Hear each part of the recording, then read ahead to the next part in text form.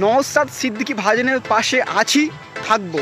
ভাইজান ভাইজান জিন্দাবাদ জিন্দাবাদ। শান্তিপূর্ণভাবে যেতে শুধু ভাঙন নয়, সারা রাজ্য থেকে মানুষ আসবে শহীদ মিনার চত্বরে অধিকার বুঝে নিতে, অধিকার সমাবেশে 21শে জানুয়ারি।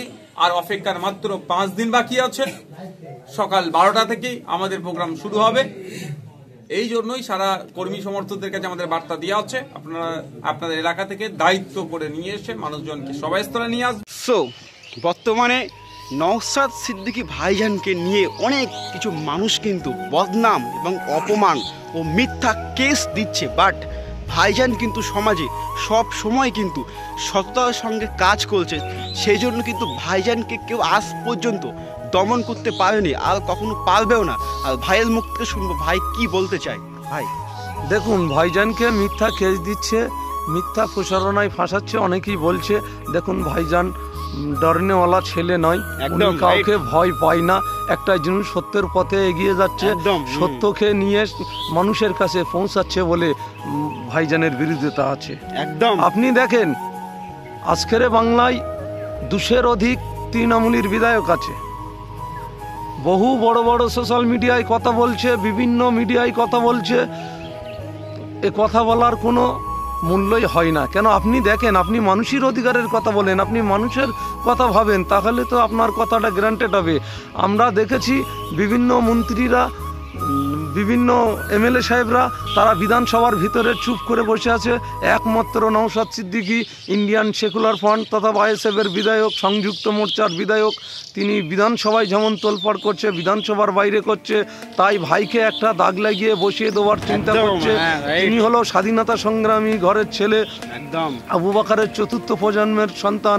তার দাদু এই পশ্চিমবাংলাকে, এই ভারতবর্ষকে স্বাধীনতার তার অনেক অবদান আছে। কিন্তু সেই স্বাধীনতা সংগ্রামী ঘরের একজন ছেলে পীরজাদা নওশাদ সিদ্দিকী ভাইজান, তিনি বাংলার একমাত্র বিধায়ক। তার যে কোনো কেসে ঝাঁতেই ফাঁসায় না কেন, কোনো দিন তার রুখতে পারবে না। তার প্রমাণ আমরা দেখেছি। যেদিন রানী রাসমণি রোড থেকে তাকে টেনে হিঁচড়ে তুলে নিয়ে 42 দিন জেল কাটালো, বিভিন্ন অফার দেওয়া হলো, কিন্তু ভাই তার সিদ্ধান্তটা সোজা রেখে তার মেরুদণ্ডকে বিক্রি করেনি। তাই বাংলার মানুষকে বলবো, আসুন, এমন একজন স্বচ্ছ বিধায়ক, এমন একজন স্বচ্ছ রাজনীতিমুখ পীরজাদা নওশাদ সিদ্দিকী ভাইজান, ভাঙড় বিধানসভার বিধায়ক, তার হাতকে শক্ত করুন। আগামী দিন বাংলার মানুষের পাশে আরও দাঁড়াবে, আরও মানুষের হয়ে কথা বলবে, মানুষের হয়ে কাজ করবে।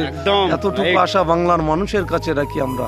আজকে এসেছিলাম ইন্ডিয়ান সেকুলার ফ্রন্ট পার্টির একজন বিশিষ্ট সৈনিক। তো ভাইজানের বাড়ি আজকে আমরা সবাই এসেছিলাম, যে ভাইজান কলকাতার শহীদ মিনার ডাক দিয়েছে। তো কেমন প্রস্তুতি নিচ্ছেন ভাইয়ের মুখ থেকে একটু শুনবো। ভাই প্রস্তুতি কেমন নিচ্ছি মানে, আমরা আমাদের আন্তরিকতাভাবে খুব জোরদার প্রস্তুতি নিচ্ছি। কেন? আমরা ইতিমধ্যেই বিভিন্ন পঞ্চায়েত, বিভিন্ন বুথে মিটিং করেছি। 21শে জানুয়ারি অধিকার সমাবেশ, সত্যি যেন মানুষের অধিকার মানুষ ফিরে পায়। মানুষ কলিকাতায় এসে তার অধিকারের কথা বলবে। যদি প্রশ্ন করে অধিকারের কথা বলতে গেলে কলিকাতায় আসতে হবে কেন? কেন কলিকাতায় আসতে হবে? কেন? দেখুন, আমাদের কলিকাতা হলো পশ্চিমবাংলার রাজধানী। আপনি যখন আপনার রাজধানীর বুকে দাঁড়িয়ে লক্ষ লক্ষ মানুষকে নিয়ে নিজের অধিকারের কথা বলবেন, মানুষ তখন আপনার ডাকে সাড়া দেবে এবং অধিকার তখনই বুঝতে পারবে। কেন? আমাদের রাজধানী দাঁড়িয়ে যখন বলবে, রাজধানী যখন টোটাল এরিয়াটা জাম হয়ে যাবে মানুষের ভিড়ে, মানুষের অধিকারের কথা মানুষের মুখ থেকে শুনবে, এবং আমাদের বিধায়ক সাহেব সেখানে দাঁড়িয়ে মানুষের অধিকার সমাবেশ করবে। মানুষ দেখবেন যে অধিকার সমাবেশে লক্ষ লক্ষ মানুষকে নিয়ে বিধায়ক নওশাদ সিদ্দিকী ভাইজান এবং আমাদের ইন্ডিয়ান সেকুলার ফ্রন্টের চেয়ারম্যান নওশাদ সিদ্দিকী ভাইজান যখন মানুষের অধিকারের কথা বলবে, টোটাল কলিকাতা এরিয়ার মানুষ দেখবে এবং বাংলা সিএমেরও চোখে পড়বে। কেন? কলিকাতার উপর দিয়েই তো বাংলা সিএমকে আসতে হবে বিধানসভায়। তখন দেখবে সত্যি একজন বিধায়ক মানুষের অধিকারের কথা বলছে, তখন তার চোখে পড়বে যে মানুষ আর ঘুমিয়ে নেই, মানুষ সজাগ হয়েছে। আগামী দিন তার অধিকারকে দিতে হবে। যেভাবে মানুষের অধিকার হরণ করা হচ্ছে, সেইটা যেন না হয়, তার লক্ষ্যে আমরা খুব জোর প্রস্তুতি চালাচ্ছি।